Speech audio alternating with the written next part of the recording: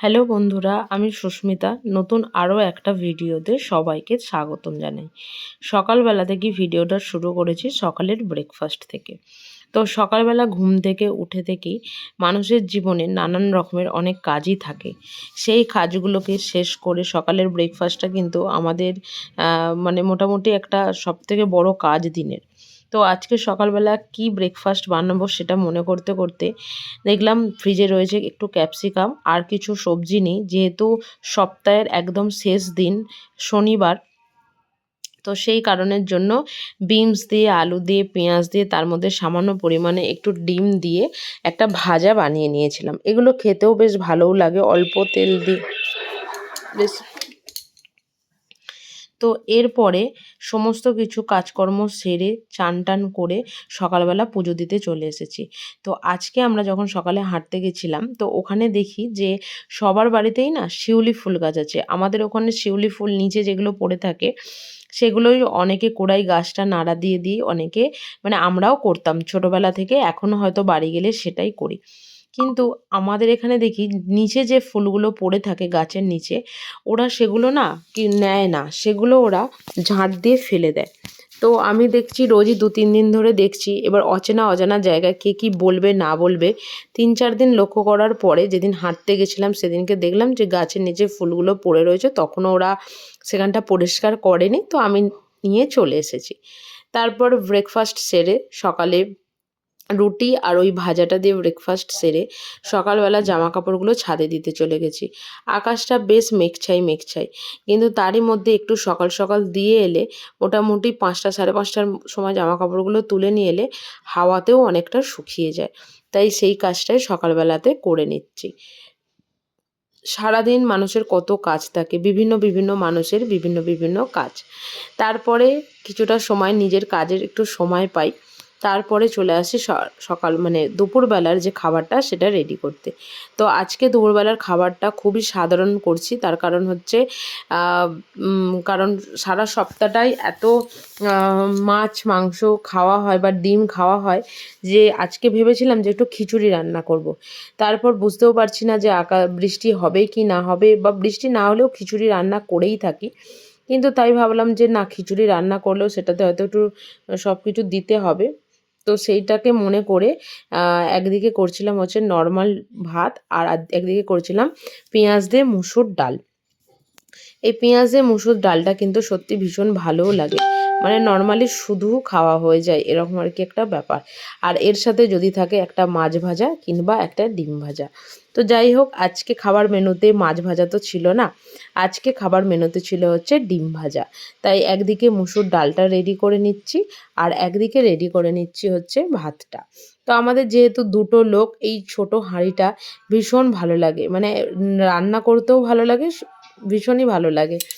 তো তারপরে একটা কিছু সবজি আমাদের এখানে সবজিওয়ালার থেকে নিয়েছিলাম, সেগুলো জিপার প্লাস্টিকে করে রেখে দিচ্ছি ফ্রিজে, কারণ মোটামুটি বেশ কয়েকদিনের স্টোর করে রাখতে হবে। আর পেঁয়াজগুলো নিয়েছিলাম হচ্ছে, পেঁয়াজগুলো একটু ছোট সাইজেরও ছিল, তাই পেঁয়াজগুলোকে পেঁয়াজের জায়গায় রেখে দিচ্ছিলাম।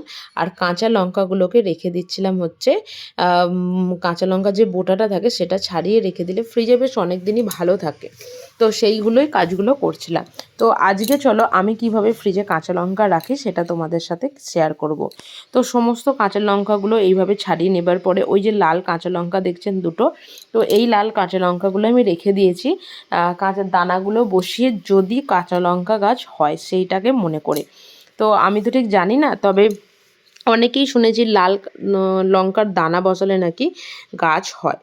তো যাই হোক, তারপরে ফ্রিজে আগের দিনের বেশ কিছুটা কাঁচা লঙ্কা এইভাবে খবরের কাগজ মুড়ে রেখেছিলাম, কিন্তু খবরের কাগজটা না ঠিকঠাক করে মোড়া হয়নি, যার জন্য বেশ দুটো একটা কাঁচা লঙ্কা দেখলাম এখানে পচেও গেছে।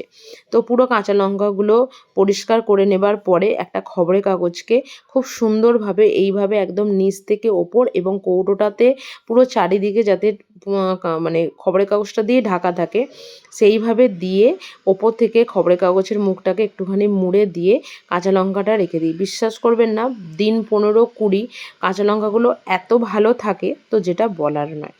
এরপর আমি করে নিচ্ছি হচ্ছে, যেহেতু ডিম ভাজবো সেহেতু পেঁয়াজ ডিমটাকে একটা চপারে করে কেটে নিচ্ছি। কারণ বঁটিতে যতই কাটি না কেন অতটাও ঝিরিঝিরি করে আমার হয় না, আর ছুরিতে তো আমি একদমই পারি না। তো যতটা চেষ্টা করি মোটামুটি ওইভাবেই করে নেওয়ার চেষ্টা করছিলাম। তো মোটামুটি ঝুড়ো ঝুড়ো করে ডিম পেঁয়াজ এবং লঙ্কাটা দেখুন কাটা হয়ে গেছে। ডিমটা ভাজার পরে দুজনে মিলে বসে পড়েছিলাম খাবার খেতে। তো বরমশাইও চলে এসেছিলো অফিস থেকে এবং আমরা দুজনে মিলে খাবারটা খেয়ে নিচ্ছিলাম।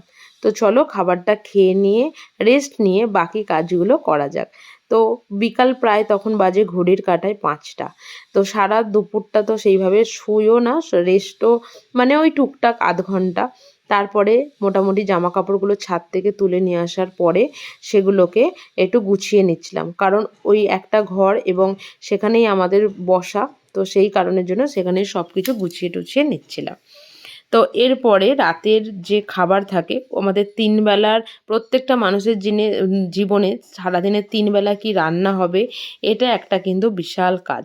তো রাত্রির বেলা করছিলাম হচ্ছে একটু আলুর দম।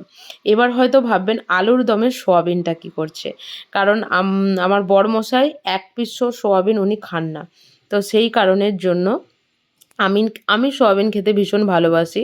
আর আলুর দমটা যেহেতু লাল লাল বেশ ঝাল ঝাল হবে, সেই কারণের জন্য ওর মধ্যে 2-4টে সোয়াবিন দিয়ে দেওয়া, সেটা সম্পূর্ণভাবে আমার জন্যই আর কি। তো চলুন আস্তে আস্তে দেখতে দেখতে রান্নাটাও আমার প্রায় শেষের দিকে। তো এখানেই আজকের ভিডিওটা শেষ করলাম। যদি কিছু ভালো লাগে ভিডিওটায় অবশ্যই লাইক করো, শেয়ার করো এবং চ্যানেলটি অবশ্যই সাবস্ক্রাইব করে রেখো এবং ভালো থেকো সবাই, সুস্থ থেকো। দেখা হবে নতুন আরও একটা ব্লগের সঙ্গে।